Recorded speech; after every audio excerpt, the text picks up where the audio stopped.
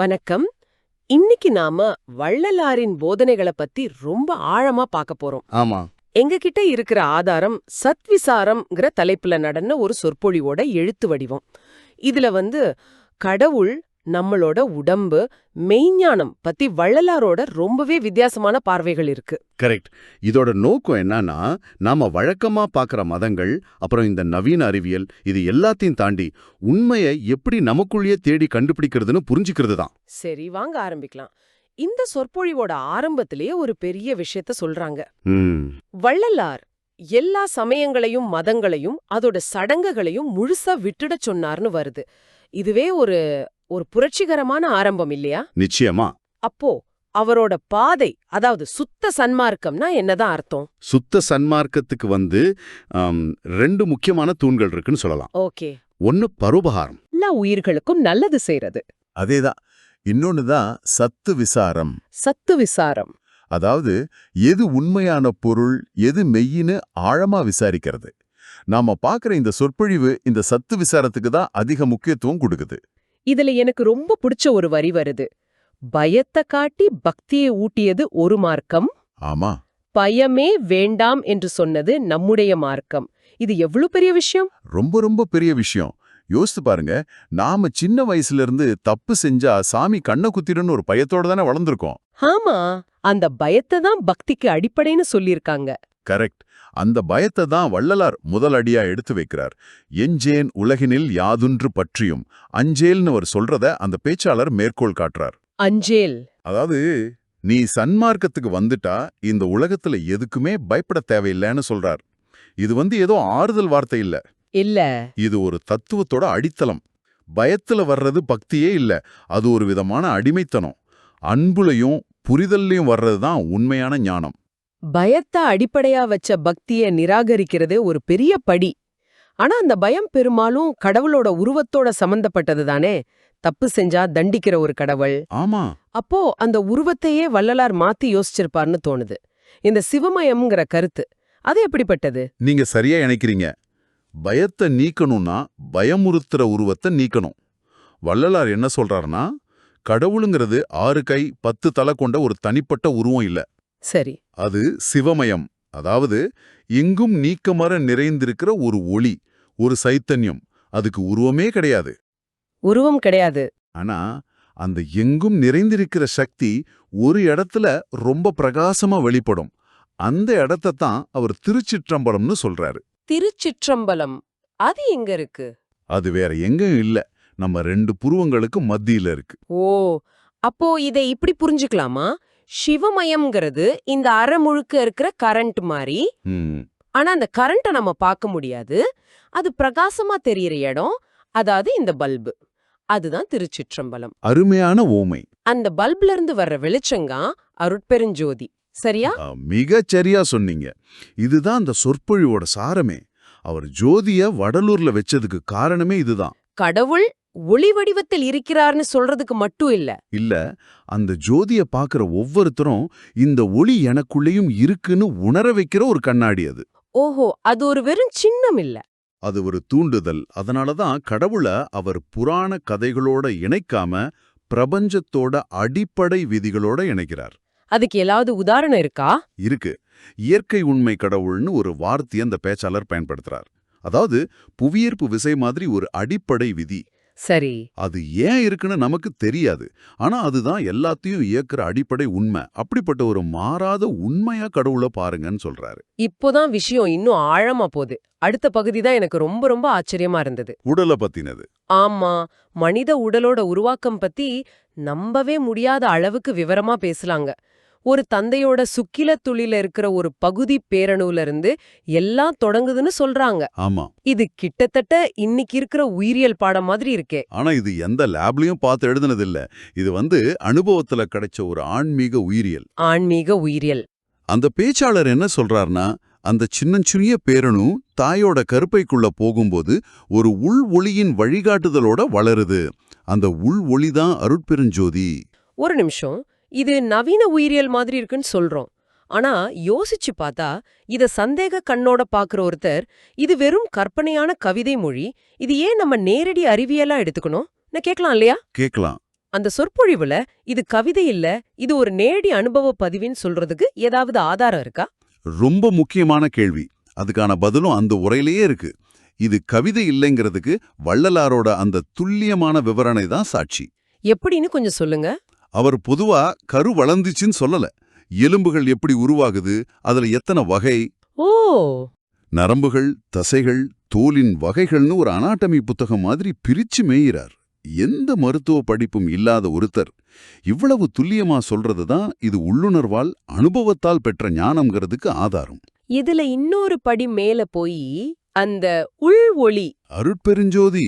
ஆமா, அது அந்த சுக்கில துளியில இருக்கும்போதே அத சுத்தி இருக்கிற அசுத்தங்கள் தாக்காம பாதுகாக்குதுன்னு சொல்றாங்க. கரெக்ட். இது பிரபஞ்ச சக்திய நம்ம உடல் உருவாக்கத்தோட முதல் நொடியில் இருந்தே நேரடியா இணைக்குது.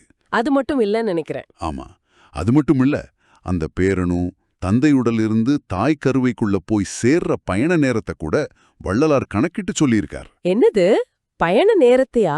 அது எப்படி சாத்தியம்? எனக்கும் அதை கேட்கும்போது உடம்பு சிலிர்த்துச்சு. அந்த பயணத்துக்கு 1,9,80,000 கணப்பொழுதுகள் ஆகும்னு ஒரு கணக்கே சொல்றார். நிஜமாவா? 1,09,00,000? இது ஏதோ ரொம்ப நாள்னு ஒரு தோராயமான கணக்கு இல்ல. இல்லவே இல்ல. ரொம்ப ரொம்ப துல்லியமான ஒரு நம்பர். இன்னைக்கு இருக்கிற அறிவியல் கருவிகள் இல்லாம ஒருத்தர் தன் உள் அனுபவத்தால மட்டுமே இந்த அளவுக்கு துல்லியமா சொல்ல முடியுங்கிறது தான் இங்க இருக்கிற ஆச்சரியமே. ஆமா, இது வெறும் தத்துவம் இல்ல, இது ஒரு அனுபவ அறிவியல். நிச்சயமா. இதுதான் மெய்ஞானத்துக்கும் விஞ்ஞானத்துக்கும் இருக்கிற அடிப்படை வித்தியாசத்தை நமக்கு காட்டுது. வெளியிலிருந்து கருவிகள் மூலமா பாக்குறது விஞ்ஞானம், உள்ளிருந்தே உண்மை அனுபவமா பாக்குறது மெய்ஞானம். கரெக்ட். சரி, நீங்களே அந்த விஷயத்துக்கு வந்துட்டீங்க. விஞ்ஞானத்துக்கும் மெய்ஞானத்துக்கும் இருக்கிற தொடர்பு பத்தி அந்த பேச்சாளர் ஒரு தெளிவான வேறுபாட்டை சொல்றார். ஆமா, விஞ்ஞானம் மாறிக்கிட்டே இருக்கும், ஆனா மெய்ஞானம் நிலையானதுன்னு சொல்றார். இதுல முக்கிய வேறுபாடு வெளிங்கிற கருத்துல தான் வருதுன்னு சொல்றாங்க. இது கொஞ்சம் ஆழமான புள்ளி இல்லையா? ரொம்ப ஆழமான புள்ளி. பாத்தீங்கன்னா, விஞ்ஞானம் பேசுறது அண்டவெளிய பத்தி, ஸ்பேஸ். அது அவங்க பெரும்பாலும் வெற்றிடம்னு சொல்றாங்க. ஆனா வள்ளலார் பேசுறது உயிர் வெளிய பத்தி, அதாவது இந்த பிரபஞ்சத்துல உயிர்கள் தோன்றுவதற்கே ஆதாரமா இருக்கிற ஒரு வெளி. ஒரு நிமிஷம், நீங்க சொல்றது எனக்கு ஒரு கேள்வி எழுப்புது. விஞ்ஞானிகள் ஒரு அணுவை ஆராய்ச்சி பண்றாங்க. சரி. ஆனா அந்த அணு இருக்கிறதுக்கே ஆதாரமா ஒரு வெளி வேணும் இல்லையா? அந்த வெளிய விஞ்ஞானம் ஒரு பொருட்டாவே எடுத்துக்கல. ஆனா வள்ளலார் அங்கிருந்து தான் ஆரம்பிக்கிறாருன்னு சொல்றீங்களா? Exactly. That's a complete paradigm shift. ஆமா. அந்த சொற்பொழிவாளர் ஒரு அருமையான உதாரணம் சொல்றார். உங்க போன்ல இருந்து என் போனுக்கு ப்ளூடூத்ல ஒரு போட்டோ வருது. நடுவுல எந்த வயரும் இல்ல. இல்ல. ஆனா தகவல் பரிமாறப்படுது. அந்த கண்ணுக்கு தெரியாத இடைவெளி தான் வெளி. ஆனா வள்ளலார் சொல்ற உயிர் வெளிங்கிறது அதையும் தாண்டினது. ஓ. இந்த பிரபஞ்சத்தோட அத்தனை உயிர்களுக்கும் அதுதான் ஆதாரம். வெளியிடையில் உயிரியல் சித்தியல்னு அந்த உரை சொல்லுது. அதாவது அந்த வெளியில தான் உயிரியலே சாத்தியமாகுது. விஞ்ஞானிகள் இன்னும் அந்த உயிர் வெளியோட அனுபவத்தை பெறலேங்கிறது தான் அவரோட வாதம். ஓகே, இது வரைக்கும் பேசுனதை கொஞ்சம் தொகுத்து பார்க்கலாம். கடவுள்ங்கிறது வெளியில இருக்கிற உருவம் இல்ல, நமக்குள்ளேயே இருக்கிற ஒளி. ஆமா, நம்ம உடம்பு அந்த ஒளியோட வழிகாட்டுதல்ல உருவான ஒரு பிரபஞ்ச அதிசயம். விஞ்ஞானம் இன்னும் தொடாத யதார்த்தத்தோட அடுக்குகளை மெய்ஞானம் பேசுது. சரி, இதெல்லாம் ரொம்ப ஆச்சரியமான தத்துவங்கள். ஆமா. ஆனா இதையெல்லாம் கேட்டுட்டு நாம என்ன பண்றது? இது நம்ம வாழ்க்கையில எப்படி பயன்படுத்துறது? அதுக்கு ஏதாவது வழியா இந்த ஆதாரம் சொல்லுதா? நிச்சயமா. இது வெறும் தத்துவமா நின்னுடக்கூடாதுன்னு தான் வள்ளலார் ஒரு தெளிவான வழியையும் காட்டுறார். என்ன அது? அதுதான் அக வழிபாடு. அதாவது வெளியில இருக்கிற சடங்குகள், பூஜைகள் எல்லாத்தையும் விட்டுட்டு உள்ளே திரும்புறது. அக வழிபாடுன்னா என்ன? எப்படி செய்யறது? ரொம்ப எளிமையானது, ஆனா ரொம்ப சக்தி வாய்ந்தது. அமைதியா ஒரு இடத்துல உட்காந்து கண்ணை மூடி மனச புருவ மத்தியில அந்த திருச்சிற்றம்பலத்துல குவிக்கணும். சரி. அங்க இருக்கிற ஒளியை தியானிக்கணும். வெறும் தியானம் மட்டும் இல்ல, நான் இந்த உடம்பு இல்ல, ஓகே, இந்த எலும்பு சதை ரத்தம் எல்லாம் நான் இல்ல, நான் அந்த கோடி சூரிய பிரகாசமுடைய ஒளி அணுவாக இருக்கிறேன்னு கருதி கருதி வழிபாடு செய்யணும். இது கேட்கறதுக்கு எளிமையா இருக்கு.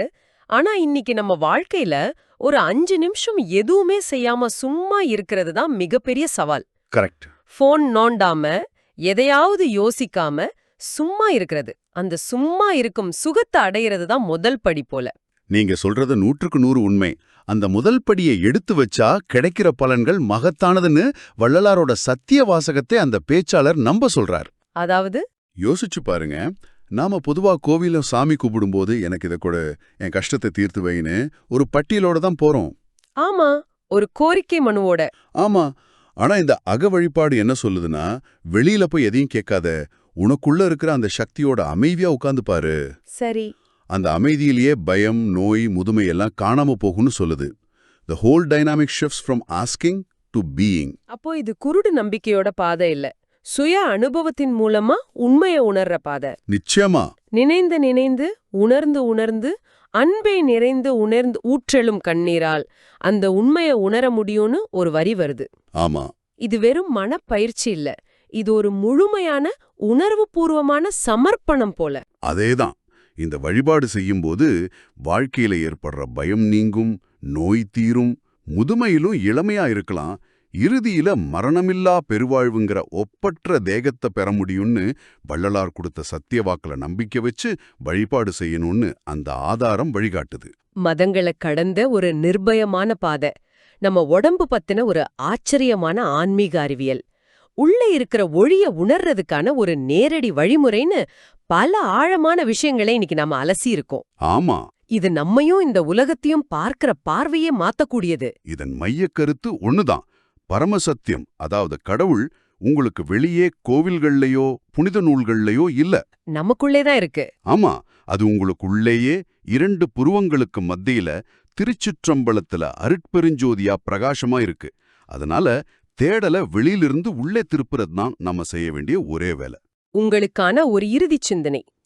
வெளிக்குள் வெளிகடன்று சும்மா இருக்கும் சுகம் என்ற வள்ளலாரின் நிலையை பேச்சாளர் குறிப்பிட்டார். எப்போதும் எதையாவது செய்து கொண்டே இருக்கச் சொல்லும் இந்த உலகில் எதையும் செய்யாமல் வெறுமனே இருப்பதன் மூலம் அந்த உள்வெளியை ஆராய்வது எப்படி இருக்கும் என்று சிந்தித்துப் பாருங்கள். அருட்பிரகாச வள்ளலார் விரும்பிய உண்மையான சுத்த சன்மார்க்கம் எது?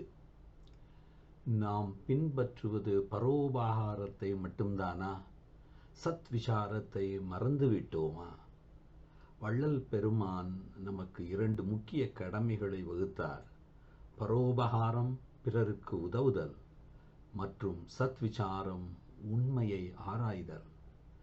நம்மில் பலர் முதல் நெறியை விடாப்பிடியாக பின்பற்றுகிறோம். ஆனால் ஆன்மாவின் பயணத்திற்கு அவசியமான சத்விசாரமான நாம் சரியாக செய்கிறோமா? இந்த உண்மையை நோக்கிய தேடலே நமது இந்த பயணம்.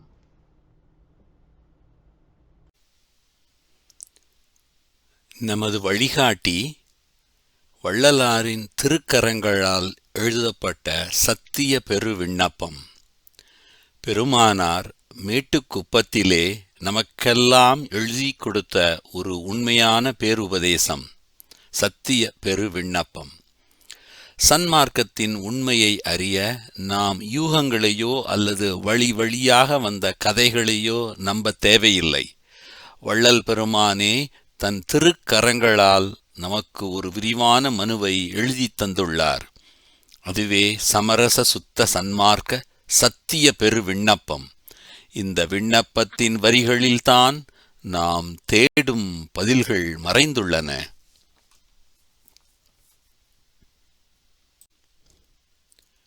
முதல் திறவு. கடவுள் எங்கோ இல்லை, எங்கும் இருக்கிறார்.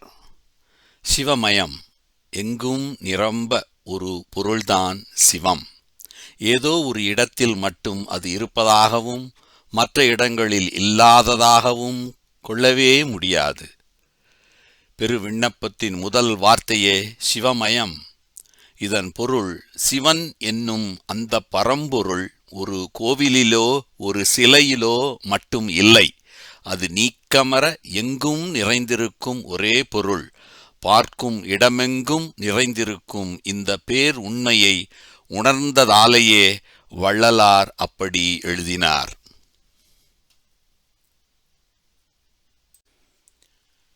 இரண்டாம் திறவு. அந்த எங்கும் இருக்கும் இடம் நமக்கு உள்ளேயே இருக்கிறது. அப்படி எங்கும் நிறைந்து விளங்கக்கூடிய அந்த ஒப்பற்ற சிவம் பரும் பொருள், சிவ பெரும் பொருள், திருச்சிற்றம்பலத்திலேயே இருக்கின்றார்.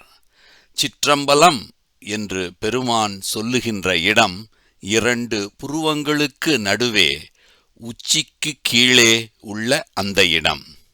சிவமயமாக எங்கும் நிறைந்திருக்கும் அந்த பொருள் எங்கே மிக தெளிவாக விளங்குகிறது.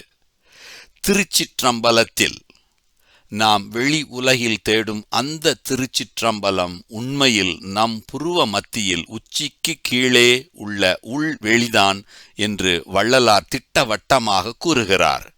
நாம் இருக்கும் இடத்தை விட்டுவிட்டு இல்லாத இடத்தில் சிவத்தை தேடுகிறோம். 3ஆம் திறவு. உள்ளிருக்கும் இறைவனின் உருவம் அருட்பெருஞ்சோதி. திருச்சிற்றம்பலத்தில் என்ன இருக்கும்? அடுத்த அடியே பாருங்கள். அருட்பெருஞ்சோதி. 6 கை, 16 கை, 8 தலை, கத்தி, வேலு, இப்படிப்பட்ட கடவுளை நீ பார்த்தாயா என யாரும் கேட்பதில்லை. பயத்தை காட்டி பக்தியை ஊட்டியது ஒரு மார்க்கம்.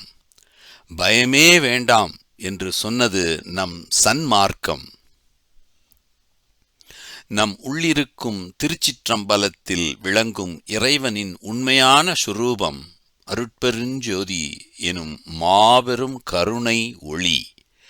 இதுவே சத்திய ஞான சபையில் வள்ளலார் காட்டிய உண்மை வடிவம்.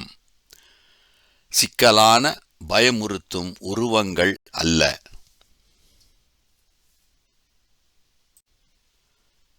கடவுளின் 3 முகங்கள். ஒரு பேருண்மையின் 3 பரிமாணங்கள். வள்ளலார் இறைவனை ஒரே வார்த்தையில் சுருக்கவில்லை. சத்திய பெரு விண்ணப்பத்தில் நமது தோற்றம், உருவாக்கம் மற்றும் இலக்கை விளக்க இறைவனை 3 விதமாக அழைக்கிறார். இந்த 3ஐயும் புரிந்து கொள்வதே சத் விசாரத்தின் மையம். இயற்கை உண்மை கடவுள் நமது மூல காரணம், தி காட் ஆஃப் நேச்சுரல் ட்ரூத். இயற்கை விளக்க கடவுள் நமது உருவாக்கம், தி காட் ஆஃப் நேச்சுரல் எஃபல்ஜென்ஸ்.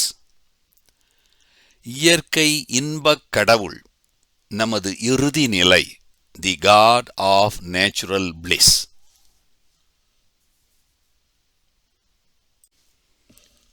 முதல் பரிமாணம் இயற்கை உண்மை. ஒரு பேரணு ஒளியாக நமது தொடக்கம்.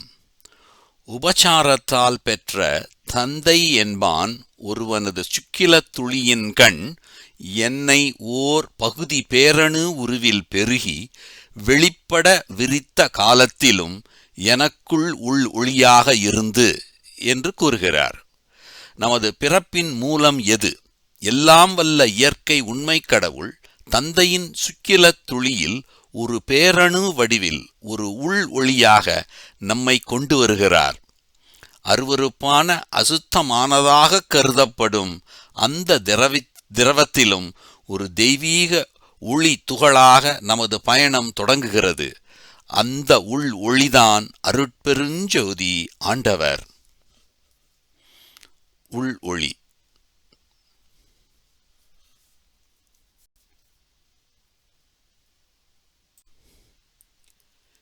இரண்டாம் பரிமாணம் இயற்கை விளக்கம்.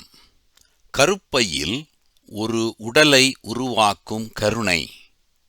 தாய் கருப்பையில் ஸ்ரோணித திரையில் என்னை ஒரு பூத பேரணு உருவாக்கி அக்கருப்பையில் பௌதீக பிண்ட வடிவில் உருவாக்கினார். இந்த நீள் எலும்பு, முடக்கு எலும்பு, தசை, நரம்புகள், உள் உறுப்புகள் அத்தனையும் அங்குதான் உருவாகுது என்று எழுதியிருக்கிறார். அந்த ஒற்றை ஒளித்துகள் தாயின் கருப்பையில் பஞ்சபூதங்களின் சேர்க்கையான பூத பேரணு உருவாகிறது. அங்கிருந்து இயற்கை விளக்க கடவுள் நரம்புகள், எலும்புகள், தசைகள், இரத்தம் என இந்த சிக்கலான பௌதீக உடலை உருவாக்குகிறார். இந்த உடலை உருவாக்கியது அந்த உள்ளிருக்கும் அருட்பெருஞ்சோதி ஆண்டவரே.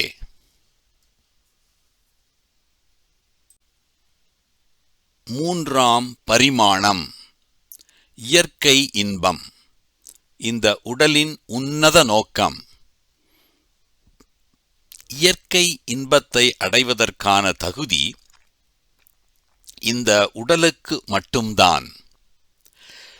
துன்று மலமாயை அற்று விழிக்குள் வெளிகடந்து சும்மா இருக்கும் சுகம், அதுதான் இயற்கை இன்பம். இந்த உடல் ஏன் உருவாக்கப்பட்டது? உலக இன்பங்களை அனுபவிக்கவா?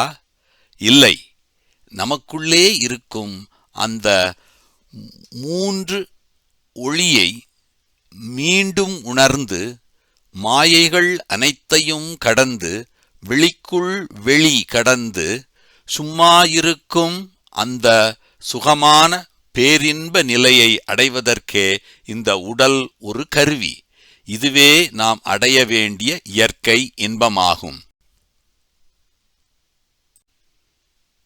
ஆனால் நாம் என்ன செய்து கொண்டு இருக்கிறோம்? ஒன்று கிடக்க ஒன்று உளறி வருகிறார்கள். கடவுள் எப்படிப்பட்டவர் என்று கேட்டால் உண்மை சொல்ல விளங்காது. உண்மை சொன்னாலும் புரிந்து கொள்வார் இல்லை. இந்த ஆழமான அக வழிபாட்டை விட்டுவிட்டு நாம் இன்னும் பல்வேறு வழிபாடுகள், பல்வேறு ஆராதனைகள், பல்வேறு அர்ச்சனைகளில்தான் அமர்ந்து இருக்கிறோம். செயற்கை கடவுள்களை நம்பி பயத்தின் அடிப்படையில் வழிபாடு செய்கிறோம். அகத்தில் இருக்கும் இயற்கை உண்மையை தேடாமல் புறத்தில் அலைகிறோம்.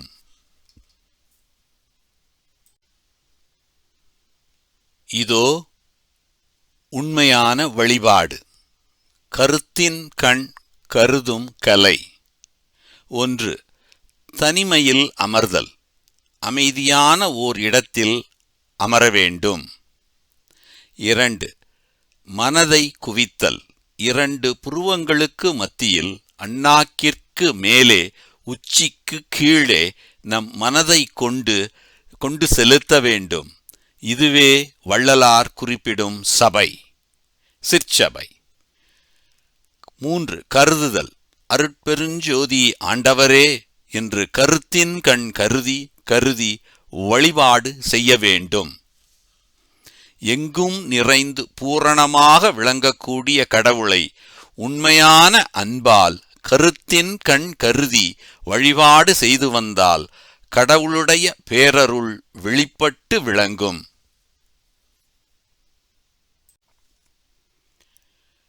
இந்த அக வழிபாட்டின் பலன்தான் என்ன? Key promise.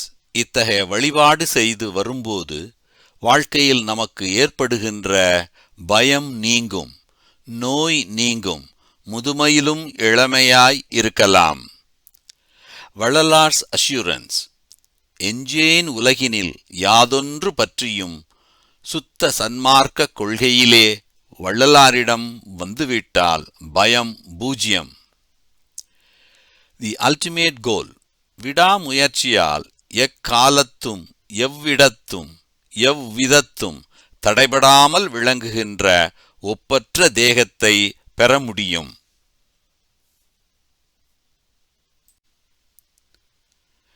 விஞ்ஞானம் அல்ல, இது மெய்ஞானம். விஞ்ஞானம், சயின்ஸ், இன்று ஒன்று சொல்லும், நாளைக்கு வேறொன்று சொல்லும். மாறிக்கொண்டே இருப்பது விஞ்ஞானம். ஆனால் மெய்ஞானம், ட்ரூ விஸ்டம், என்றும் ஒரே தன்மையில் இருப்பது மெய்ஞானம். நீங்கள் மட்டுமே உணர்ந்தால் அது மெய்ஞானம். அதை யாரும் மாற்றவும் முடியாது. விஞ்ஞானம் பார்ப்பது அயவெளி, அவுட்டர் ஸ்பேஸ். ஆனால் வள்ளலார் கண்டது உயிர் வெளி, லைஃப் ஸ்பேஸ், உயிரியலே இருக்கும் இடம். விஞ்ஞானம் இன்னும் அந்த அனுபவத்திற்கு வரவில்லை.